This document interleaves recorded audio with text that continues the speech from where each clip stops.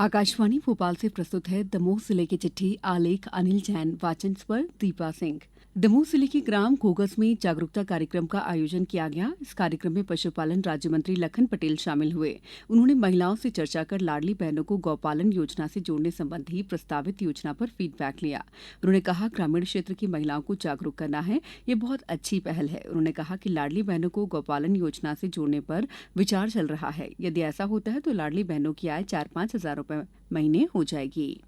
जिले की तेंदुखेड़ा, तेजगढ़ और दमोह जनपद के कुछ इलाकों में आई भीषण बाढ़ अब नियंत्रण में है। बाढ़ से झलौन के पास बने 40 साल पुराने पुल पर 20 फीट पानी होने और नदी के बहाव के प्रकोप से पुल के ऊपर का स्लैब बह गया है। बाढ़ प्रभावित इलाकों में फंसे लोगों को रेस्क्यू कर सुरक्षित स्थानों पर ठहराया गया है। उन्हें राहत सामग्री भी वितरित की गई है।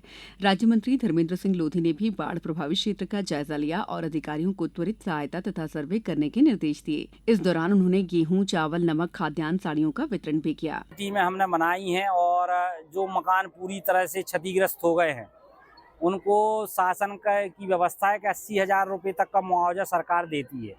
जो पूरी तरह क्षतिग्रस्त हो गए हैं तो अधिकतम 80,000 का मुआवजा, जो पूरी तरह क्षतिग्रस्त हो गए उनको 80,000 तक का मुआवजा हमारी सरकार देगी और जो कम क्षतिग्रस्त हुए हैं उनको नुकसान के आधार पर मुआवजा देने का काम सरकार करेगी। जिले में इस साल 1 जून से अभी तक 740.6 मिलीमीटर यानी 29.1 इंच औसत वर्षा दर्ज हुई है, जो अभी तक पिछले वर्ष से 371.00 मिलीमीटर यानी 10.7 इंच अधिक है।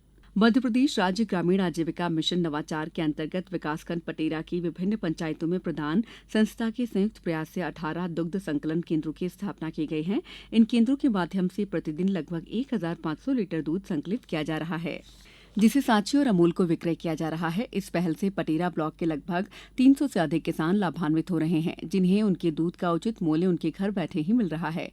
इससे पशुपालकों की हर माह 5,000 से ज्यादा आय हो जाती है। इस कार्य में समूह की 8 से 10 महिलाएं काम कर रही हैं।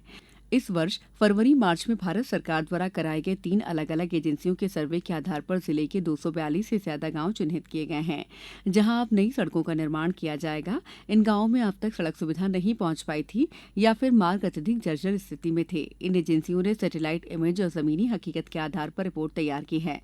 विभागीय जानकारी के अनुसार जिले में 7 जनपद पंचायत हैं।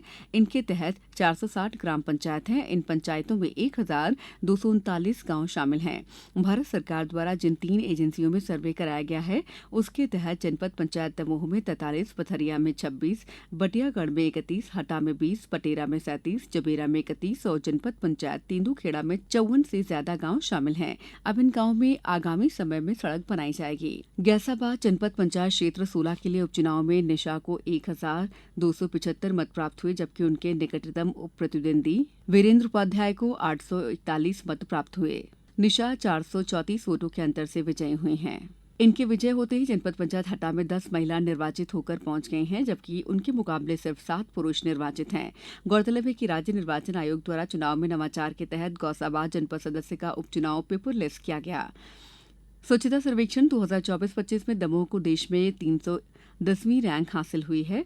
वहीं प्रदेश में 344वीं रैंक मिली है, जबकि पिछले साल दमोह 98वीं रैंक पर था। ऐसी स्थिति में पिछले साल की तुलना में इस बार एक ही साल में 212 पायदान पर रैंकिंग लुढ़क गई है। गौरतलब है कि 2014-15 के स्वच्छता सर्वेक्षण में दमोह को सबसे निचले पायदान पर 476वां स्थान प्राप्त हुआ था। जिले की चिट्ठी समाप्त हुई।